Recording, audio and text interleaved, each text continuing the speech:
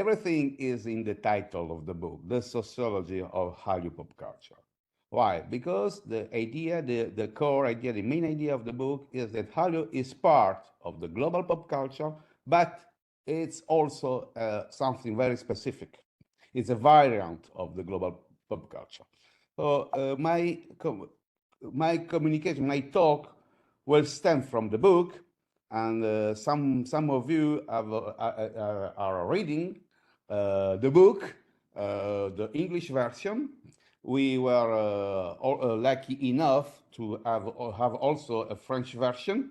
The difference between the two books is that the English one is heavy and the French one is light. But the two books are the same for the contents, of course, and the structures. So now let me start with this first consideration. This is a Korean proverb that we found in a book on Korea. A dragon rises up from a small stream. It's important to linger on this sentence. Why? Because it's part of the storytelling of modern Korea. And this sentence is very ambivalent because in a way you can understand it as a kind of proudness of being now one of the most important global players in the field of global culture. So a dragon rises up from a small stream, but in another way, it's not only kind of proudness, but also humility. We don't forget that in the past we were a small stream. So, but it's a way to introduce the way in which Hallyu is understood by Korean people and understood by people living abroad, because the two visions are not completely the same. Okay, and this was the first idea, and then now let's try to have some consideration about the global spread of Hallyu in the world. I don't know if you are familiar with BTS and this very known group, and we will start with just Thank this you, video. Mr. Secretary General, UNICEF Executive Director, and all the excellencies and distinguished guests from across the world. My name is Kim Namjoon, also known as RM, the leader of the group BTS. It is an incredible honor to be invited to an occasion with such significance for today's young generation. Last November, BTS launched the Love Myself campaign with UNICEF. Okay, this event was very important, not only for BTS fans, but maybe much more for us, for scholars, because this event means that at that time, BTS, a Korean group, was already considered by the United Nations and by UNICEF as the spokesperson for the global youth. And is maybe the first time in the history of the global pop culture that a non-Western group of music was considered as a spokesperson for the young generation. And not only the young generation, Korean young generation, but the global generation. I would like just to linger on a part of the speech of the BTS. Let me just read this sentence. No matter who you are, where you are from, your skin color, gender identity, speak yourself, find your name, find your voice by speaking yourself. As you can see, this very simple sentence is made of some very universal topics.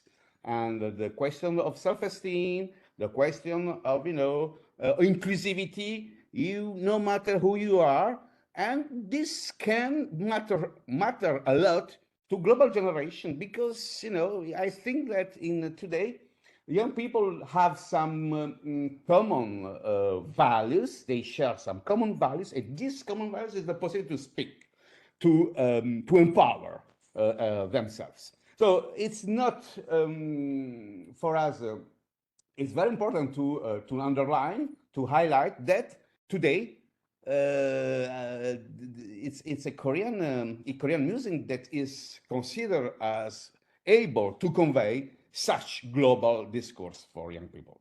Okay, this is the first point, and the second point is another one, parasite. Okay, I don't want to be very long on parasite. Everyone has maybe watched this very good movie.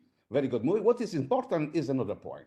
As you know, is the first movie in the American history to win the first the Oscar, the most important Oscar, as the best movie. They did much better than Italian or French movies in the past. They win the Oscar not as the best foreign movie, but the best movie.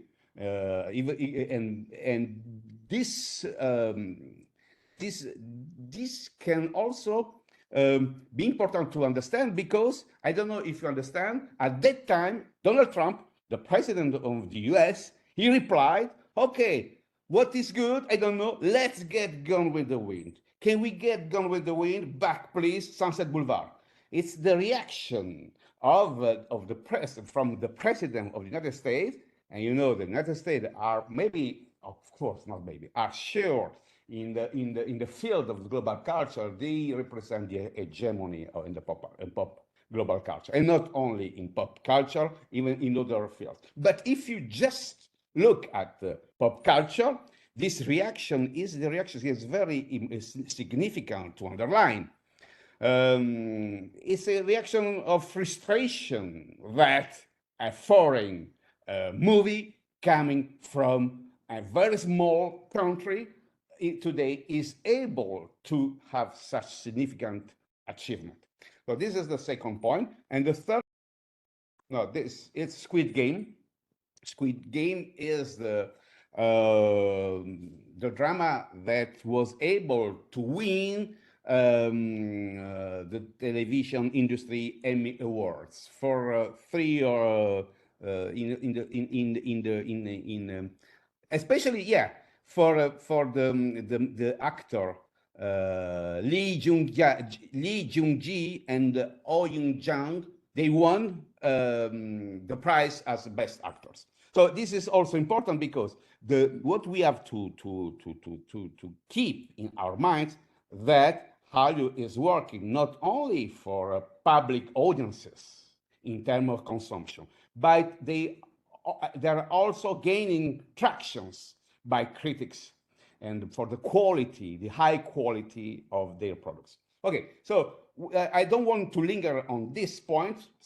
Most of you are very familiar with this. Just let's try to now to have a more comprehensive theoretical analysis of this phenomenon.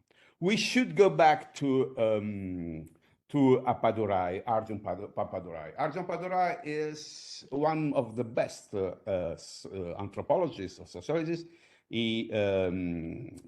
And in his analysis of the globalization of culture, Arjun Appadurai, in a seminal work, a book entitled Modernity at Large, published in 1996,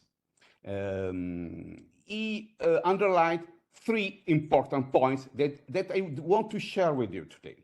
So the first point is that cultural products are the most immediate point of contact that young people can have with foreign cultures. You don't need to move, you don't need to travel today. And if you have a connection, if you consume television, if you watch dramas, or you read mangas, or you eat Italian food, you can have an immediate contact with alternative. So the first point is the importance of culture today in globalization. The second point is very linked to the first one, is the growing importance of imaginaries. Because when you read the manga, of course you buy cultural product. But what is most important, you have an idea. You are creating your own imaginary of what Japan is, could be. That's the same if you if you watch an American TV series and so on.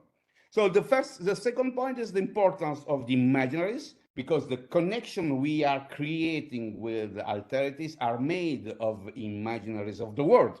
And the third point, which is maybe the most important, that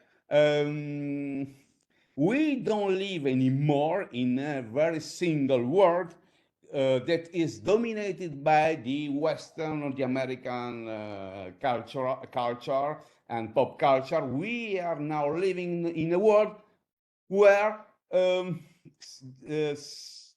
different global players are competing. Just let me give you show you this idea by this slide. You can look at this slide and you will recognize, you will identify different cultural products not produced in different countries, in the US, in the UK, in France. Assassin's Creed is French, in Korea, in India, in Japan, and so on. So what is important that everywhere we presented this slide, either in Japan, in Brazil, in Korea, in the US, and even in Northern Africa, I remember that everywhere young people are able to identify the products, to name them, and also to tell us the national origins. This means that today global generation exists. They are also built by this global consumption. So this is the first point of my talk. This is important because what the consideration that we have today with Hallyu are, we can also extend this consideration to the other cultural products coming from other countries, to Japan, to the US, to Germany, to Spain, and so on. Okay, but maybe we should be more precise and try to see this the spread of Hallyu as part of a more ancient phenomenon, historical phenomenon of this of the rise of East Asia and Asia in general, but East Asia in particular. If you look at this slide, you can see, of course, recognize Bruce Lee and American Chinese actors.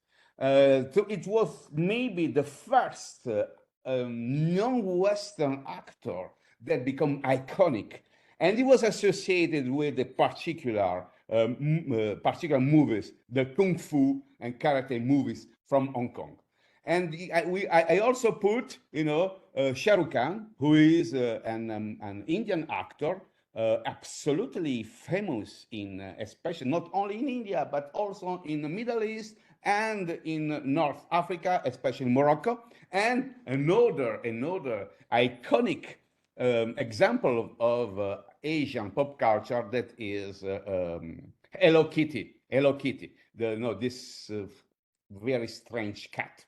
So what does it mean? That it's now this trend is old. It started 50 years ago, and it's growing. And that Korea is the part of this most ancient trends that we can call the Asianization of pop culture.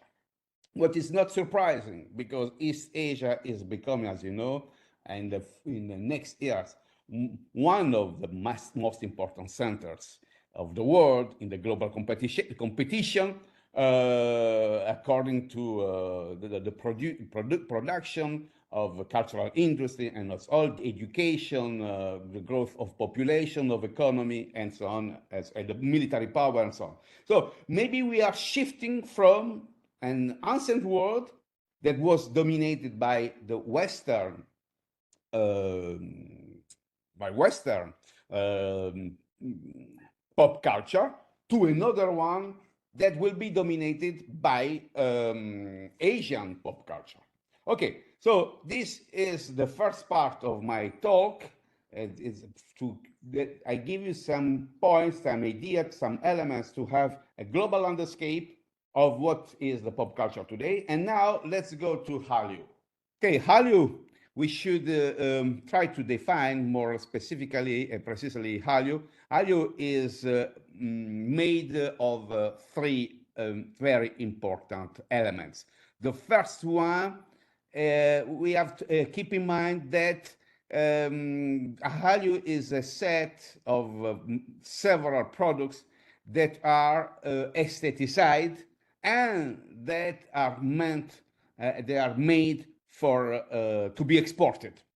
So when we talk about Hallyu, we don't we don't think to all the Korean popular culture at all. We just analyze the products that are exported. This is the first point.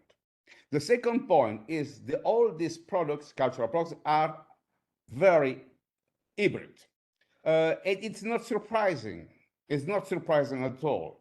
What I would like to tell you and is that we don't have to think about the question of cultural authenticity. It is not important to know if K-pop is specifically Korean and what are the link between the K-pop and the Korean music in general. No, that is not important. What is important is that K-pop is a mix of the global pop music that is today universal and was dominated in the past by American music, British music, generally speaking, and is a mix of this very general, universal language and something that is very specific to Korean singers, Korean producers, and Korean songwriters. So, this is the second point, very important to have in mind, is this hybrid. And the third one, and this is very specific to Hallyu, maybe much more than the other ones, because at the end, every creation in pop culture is hybrid. Everything is hybrid, of course.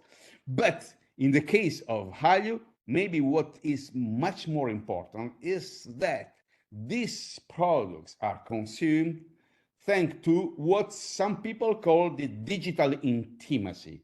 The digital intimacy is important. What does it mean? It means that consumers, they have in mind that they can consume the product, music or K-drama, but especially music, to have a conversation with their idols, with the stars, with the singers, with the actors, because they because because they have this, and so they can watch and see what their favorite actors or singers are doing, and the way in which they live, and their favorite hobbies, and their everything, their own private lives.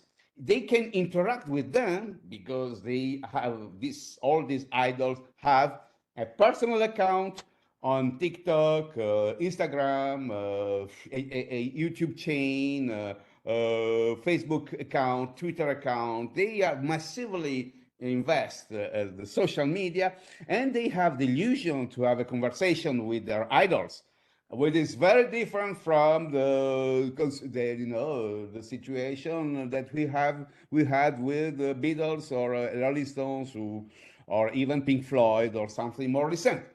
They were stars, they were very known, very famous, but at the end they were distant from the public, from the audience, because they have their own lives, which it's different from in the case of Hallyu, because this digital intimacy is very, very important. So this is the first point, the definition. And the second point, important, is the cultural package.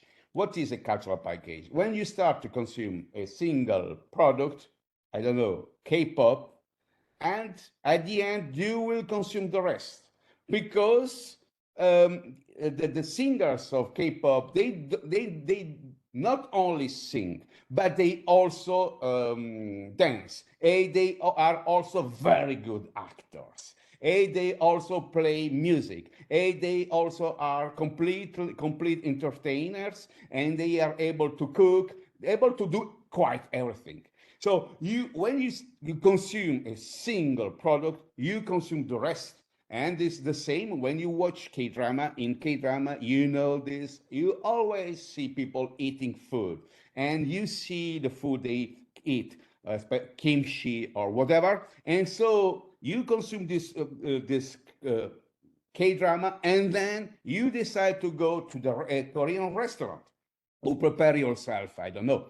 It's the same for the Korean beauty, for cosmetics. You see at the face of your favorite singers, you know that this guy used this facial mask, and you want to buy this. So this it's a really cultural package. You buy everything, and in this package, Sylvie and I, we distinguish three circles. The first is K-pop and K-dramas. These are the essential contents. The Hallyu started with K-pop and K-dramas. But then you will also find the same essential contents, video games and movies. And today, maybe the new stage of Hallyu is made of other products, especially food, cosmetics, fashion, tourism, and language. The people, young people in France, who want to learn Korean is rising and rising and rising because Korea is becoming very attractive. So we started to explore this cultural package. What we saw that is huge, because if you look at on my left, on your right maybe, the image, it started with East Asia, and then it's spread in the rest of the world. But what is important is not only this, the global spread. What is important is that we should try to find a concept to explain why it was so. It's this cultural package is able to catch the attention to be of I don't know, Japanese women, and the same it's consumed also in France and in Argentina, in Morocco, everywhere. You can, if you have a connection, you can consume these products. So this is very intriguing question. I'm investigating. Sylvia and I are investigating this question in a forthcoming book entitled "When Global Hallyu Meets Global Youth." Our idea is that Hallyu is building a global generation and is giving tools to a global generation to be able to act and think in a global way. So, but this is another matter. I don't want to talk about this. We will, maybe it will be the subject of a next book talk in the future. So it's what is huge is the spread and the image of Korea. Korea is changing. Look at this and in the middle, you look at this very handsome boy. And if you are familiar with K-drama, you recognize the tower, not some tower, you recognize that this is a very traditional Korean house. And this guy is meant to represent Korea today because he's very handsome. So it's this combination of what we know about Korea, what we are learning about Korea, and the export of cultural products, various ethnicities, is giving us a new imaginary of Korea and is transforming Korea in something very new. I think that we can talk about a Korean cool. Korea is becoming a very cool nation. That's why it's attracting people, and there are a lot of tourism.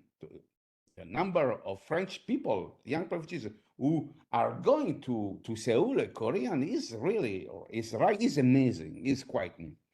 Okay, maybe another point is the contribution of Hallyu studies.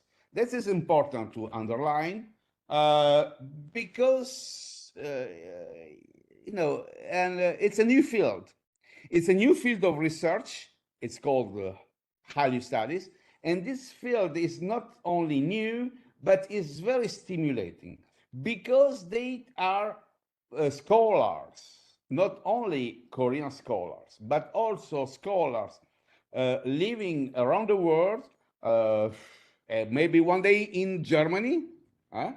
German scholar will work on Hallyu, I hope so.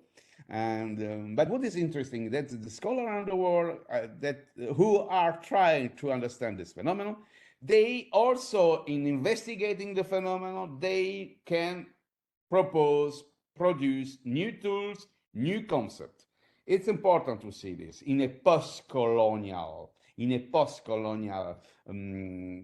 vision that we can have of sociology. It's important to highlight that scholars, they not only apply Western concepts in sociology or media studies or gender studies, whatever.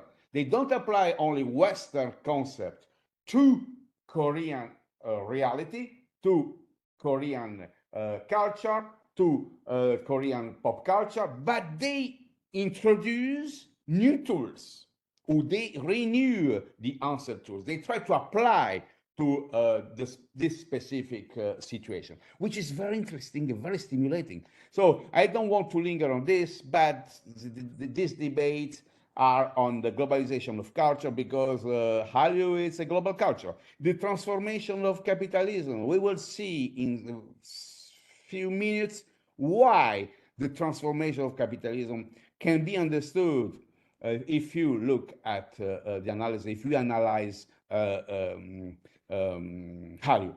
The note point is geopolitical issues of a multipolar world. I told you, Korea is an ancient small country that is becoming a global player and is challenging the Western hegemony and the American hegemony on pop culture. So these issues is very important. Another point is the pervasiveness of technoculture and the cultural participation of amateur. Yeah, because you can't understand the importance of the digital intimacy, which is a new concept that was invited especially for Hallyu studies to understand the K-pop. The other one, the cultural participation, amateur technocultures, is now a concept that is quite classic in media studies, in the sociology of consumption, in the sociology of reception. They are quite old concepts. But the digital intimacy was invented to understand Hallyu, the consumption of Hallyu. So the contribution of Hallyu studies is very important, and that's why I welcome people, German students and German scholars to investigate this field because it's not only stimulating; it can also be can give us some creativity and that's important in our disciplines. Creativity is important in science. Okay, and now the French case. Why we decide to study France? Well, first of all, because we live in France. We are affiliated to French institutions. We are based in Paris, and it was much easier to us to investigate this phenomenon. But not only for that, there are also other reasons. The first one is that France is very open, a very open country to foreign cultures, to the consumption of foreign culture, and especially to Asia. I don't know if you are aware, that France is the second market in the world for manga, and that young French people are very, very attracted by Japan and by East Asian culture. So this, the first point is this very long-lasting interest, this very long-lasting gaze toward this culture. The second one is also important: the high-speed internet penetration rate in France. Why is important? Because you couldn't consume in the past, even today, these products if you don't have an high-speed internet connection. It's not possible. I don't know if in Germany you can listen to K-pop on radio. In France, it's not the case, but you can have it on Spotify, Deezer, YouTube, on other platforms. That's the same for K-drama. If you don't have a connection with Amazon Prime or Netflix above all, or Wiki Asia, you can't watch this drama. So this was also important. France is specific for this. And the case in France is also another very important because there is no Korean community in France, not at all. It's a very small community, maybe 20,000 people, which is nothing. And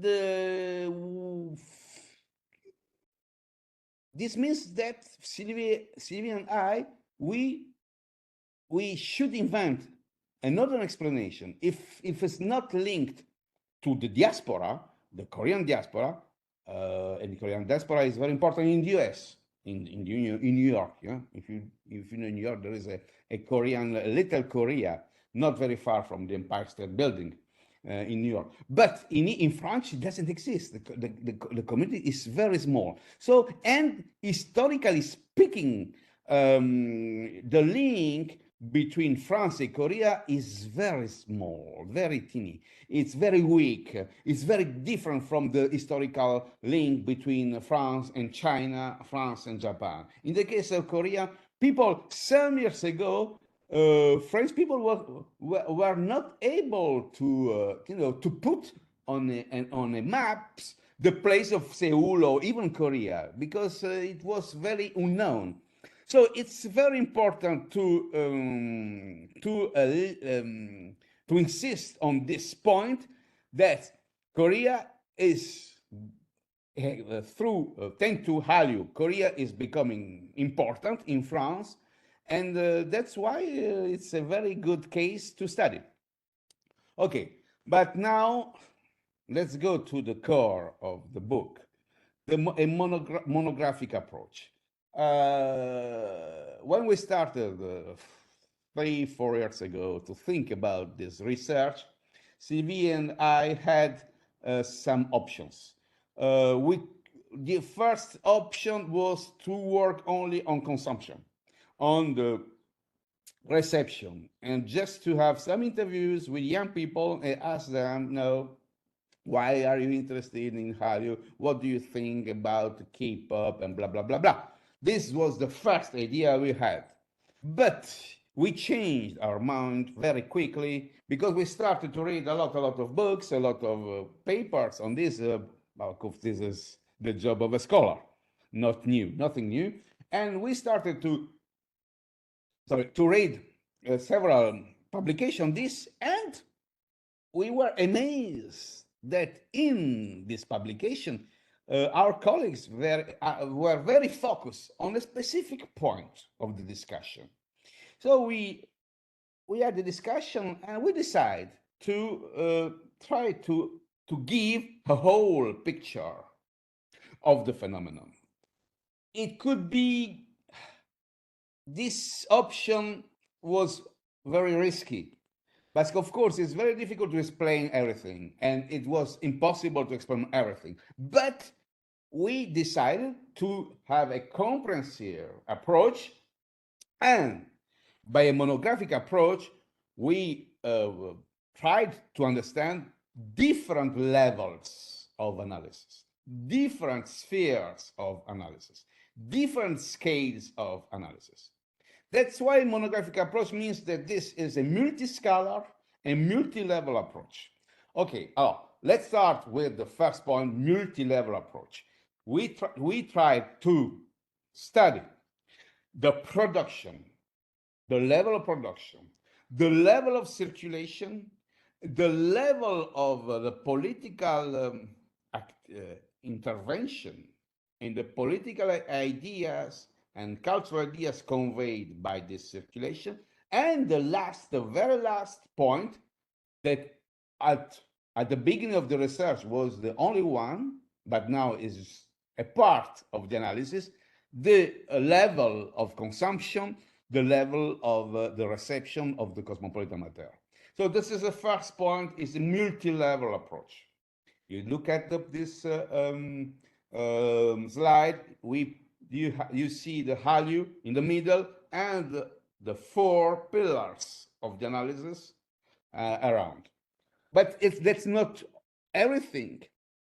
We not only tried to have four level of analysis, but we also tried to combine the analysis of the structure with the analysis of agency. This is very important, but because the point is that the sociology today is in a way, a science, a divided science, in which you are in the field of consumption. If you're very listed in the field of consumption, you think that the sphere of circulation, the production is just a context, but no more. And with Sylvie, we tried to do another thing. We tried to combine the level of agency, how people react, and the level of the structure, the constraints that today are working in the case of Hallyu, because Hallyu is a part of new capitalism. I will tell you in some seconds. Okay, so multi-level analysis and multi-scalar, because the idea is that Hallyu is a part of the global pop culture. And in this phenomenon, you can see something that is very global, that belongs to the global explanation, and another scale of observation that is local. In another way, we can define Hallyu as a specific form of pop culture that is included in the global form of pop culture. And the two scales, they react, because Hallyu is an appropriation of the global pop culture. At the same time, they produce a new way to understand and to produce global pop culture. Okay, so let me just give the name that we gave to this specificity. So if you look at the level of the production, we think that the Hallyu is produced by what we call the entertainment capitalism, which is the local specificity, is the local adaptation of something broader. I mean the aesthetic capitalism. Aesthetic capitalism is global, but the entertainment capitalism is Korean. And in the same way, if you look at the circulation, we propose another idea is that Hallyu represent an alternative globalization. It's not so only new in terms of music, in terms of dancing, or of performing, or of taste. It's not only new from this point of view, but it's also alternative because it's challenging. the Western hegemony. So this is a second level analysis. And the third one, we named this the sweet power. What is sweet power? Sweet power is the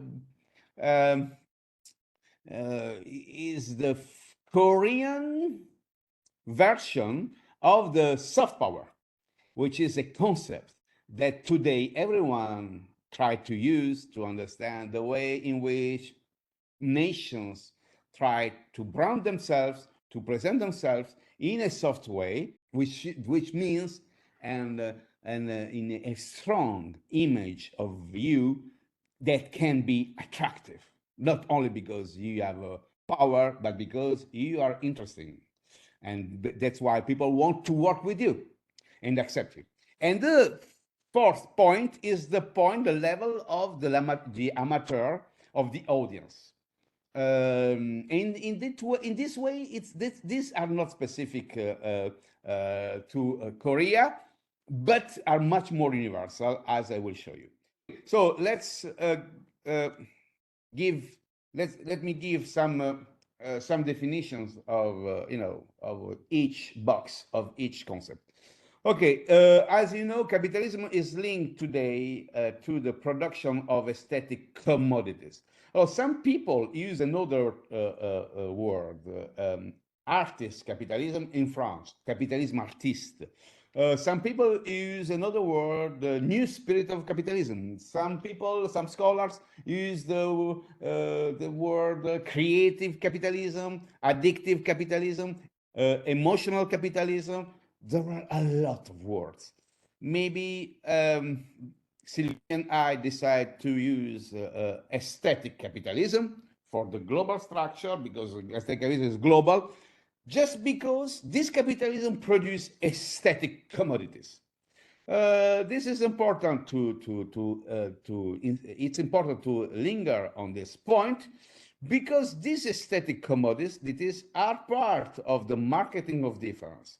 Don't forget that cultural industry, creative industries are part of the way in which capitalism is changing today. It's changing because it needs to produce it to have always new products. Because for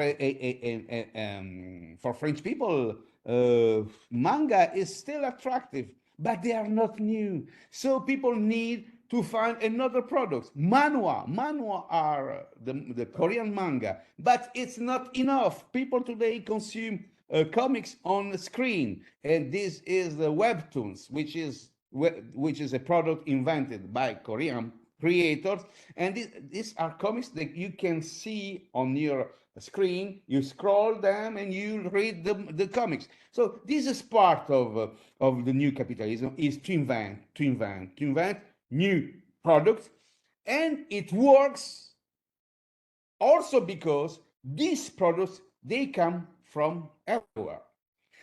You should prepare to the next wave. The next wave can be Chinese.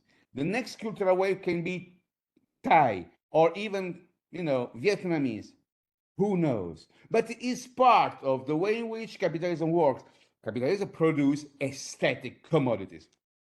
And this means that cosmopolitanism is also a consequence of consumption of capitalism. It's not only this. I'm in favor of cosmopolitanism. I wrote several books on cosmopolitanism, but I'm aware that this is also the exoticism, the curiosity that you have toward other cultures is also linked to marketing strategies. Okay, but what is also important is that these commodities, they serve to build and to construct yourself, to express yourself.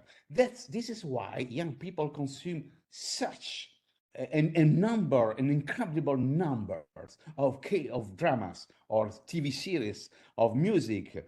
This is what you are. Why? Because these commodities, they have a new value, the staging value. The staging value is the values that help you to build yourself, to express yourself, to build your personality, and also to have a kind of empowerment. Some people, they watch series because they find some resources to understand the world and to act, to behave in the world. So that's why we call this the aesthetic capitalism. But in Korea, the specificity of this aesthetic capitalism is that very linked to what we call the entertainment capitalism. And it's a very highly competitive market of cultural producer. Is based on a close partnership between the state and private companies. But this model, maybe what is at stake in this model is that this high serialized model try to meet international quality standards.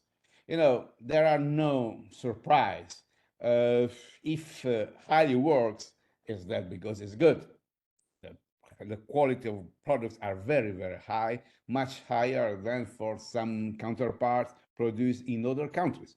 And so the attempt is to produce very, very international quality standards products.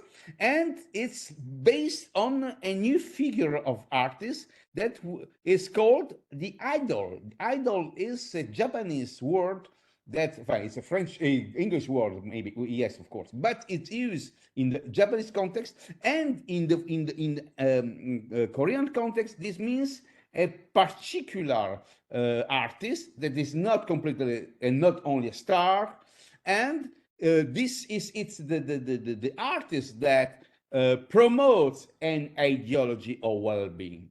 If you remember the discourse of BTS that you saw at the beginning of the presentation, they start to say that we are promoting a campaign, love yourself campaign. And the cultural content, conveyed by K-pop and K-stars, they are very focused on this ideology of well-being, of the feel good, the well-being effect and the feel good. That are today some kind of commodities also.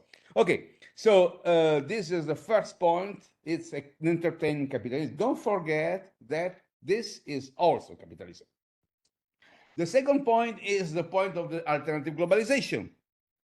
For Sylvie and us, it's a litmus test to understand what is changing today. In the past, the cultural products of subaltern countries were consumed by dominant countries in the mode of exoticism. I remember my professor, my teachers at the Sorbonne, when I was a very young student, they had in their home at the African paintings, statues, some object, because it was a kind of exoticism. It was linked to the colonial past of France, and you could find the same, in other countries. And this was very the era, the period of the exoticism. People consumed something from abroad because it was, and a very strong relation linked to colonialism. And in the cultural product of dominated countries, the dominant countries, sorry, were consumed by poor countries in the mode of modernity. America exported, the US exported their pop culture, and we consume American pop culture because it was the symbol of modernity. It was the symbol of the American way of life. It was at the end of the Second World in Germany, in Italy, in Japan, three countries that were the enemies of the US, and they became the most trusted allies after the war. And in the three countries, we consume a lot of the products, movies, comics, and so on, because it represents the ideal of democracy, of modernity, of richness, and so on. What is changing today is that Korea is still exotic because it's still far, but Korea is so modern. If you go, I think it's the case for some of you, if you go to Seoul, you will be very amazed. Amazed is one of the most modern cities that I have seen in my long life. Much more than Tokyo today, even more than Dubai and Singapore. I'm a good traveler. I travel a lot for my job, for my conferences. And Seoul is today very iconic, but is super modern. It's completely modern. So it's difficult today to see that we consume this because it's only exotic. No, it's not only exotic. It's a new modernity. Okay, and so, what is important that today we are, shifting, and maybe we could use the term, the idea of new norms, new values, new ideas. They are circulating, and they are coming from the East and not from the West. Okay, I'm going quickly. The third point is the sweet power. What is sweet power? Is very specific to Korea, because when we talk about soft power you can apply to every country in the world, and it was invented by American scholars, and this means that the more you're attractive, the more you use your culture, and you try to show that you are a good nation, that you have some very strong values. And if you want to show that you are strong and good values, what do? You use cultural industries, because pop culture is the most spread of the culture. So you invest in this, and actually it's true that if you look at Japan in the past was seen as an imperialist country. Don't forget what the Japanese people and Japanese army did in Manchuria, in China, or even Korea. It was a very, very strong colonialism, very hard, very harsh. Don't forget the comfort women. We know the question of comfort women and other very tragic events and situation. And Japan tried to to overcome this negative idea through what they call the pop cultural diplomacy. And that's why today we consume a lot. We consume a lot of Japanese products, and we have an idea of Japan as a cute country, kawaii, a cute country and cool country.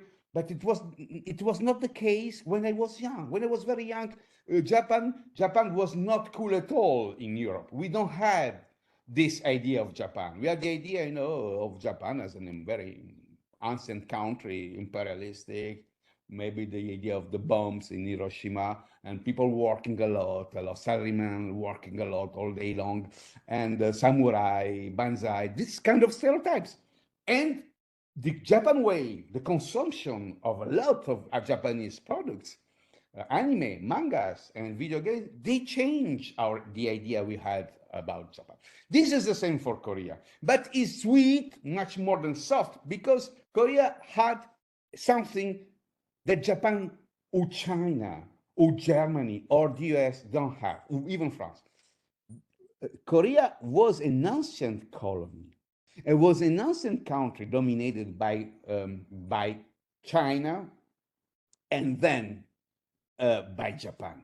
And so they don't have to be blamed for their past. Japan can be blamed, China can be blamed, Germany also, Italy also, France and Great Britain. Don't forget America. But they can't be blamed for their past. They suffered a lot and now they have become bigger, and they propose themselves as a new model for the small nations. I went to Tunisia one month ago. I present this book, and at the end of the presentation, my colleagues, they told me, if Korean people did it, we can do it, because we are also a small country. So it's very important in terms of the alliances between small nations. Today, South Korea is becoming a model, because they don't want to be in hegemony. They don't want to be a superpower. They just want to present themselves as a sweet nation. and to convey sweet messages. So this is very important. It's also a part of the success story. We can't understand this, the success, if you don't have this in mind. That's why they have to play a card that China cannot play today. Eh? Well, that's all for this.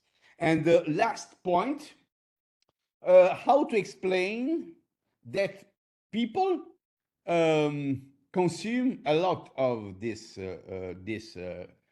products. Okay, there are a lot of explanations. Some explanation lingers on the cultural proximity.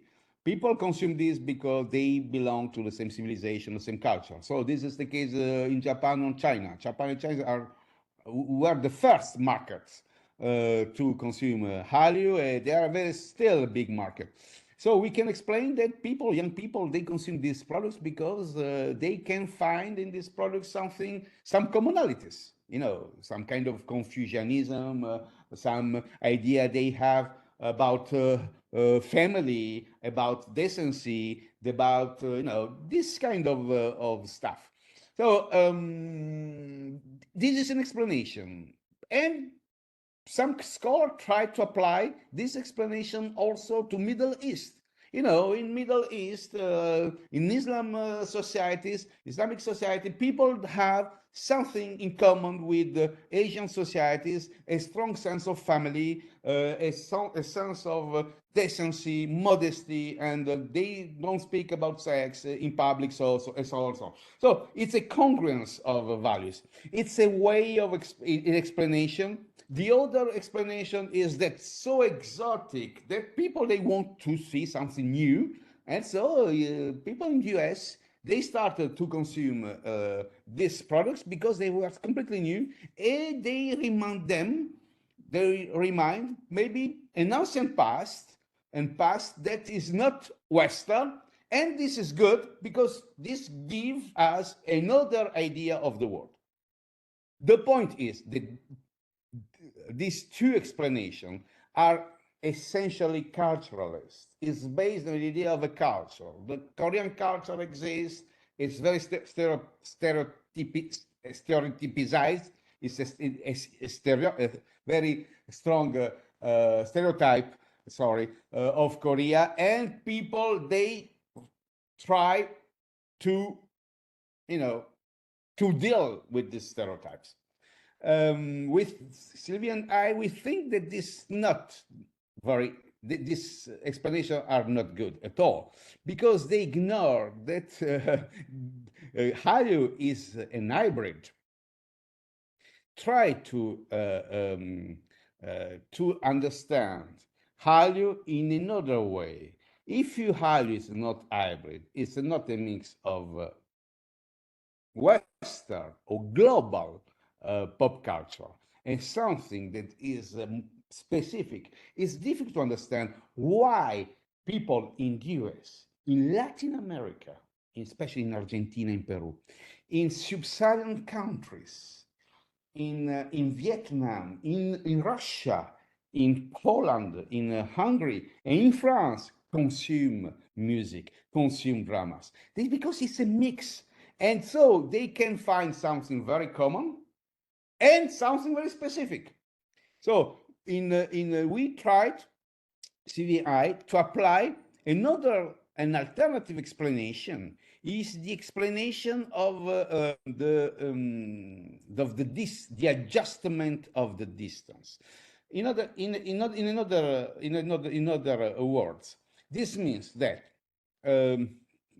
consumers, when they consume a K-drama, and when you watch K-drama, most of them are focused on the idea of romance, of love.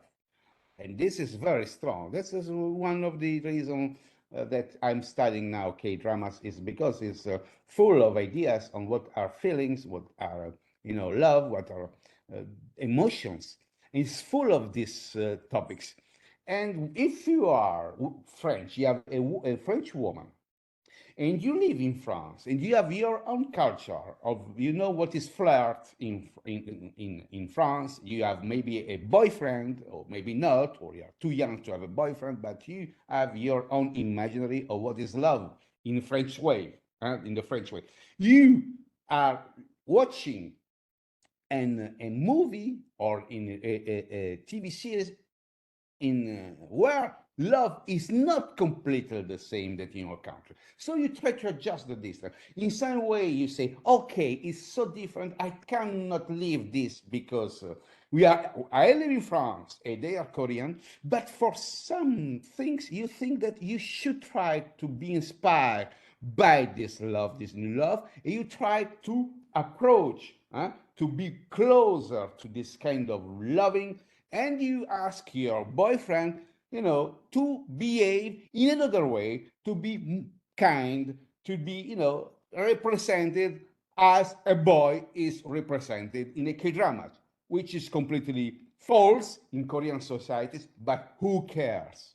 It is not important if there is a link between Korean society and Korean products. What is important is the way in which people consume abroad, consume these products, and this is shaping a new imaginary of love, a new imaginary of romance, and so on. Okay, so I think that I have a lot of things to tell you, but we are at the end.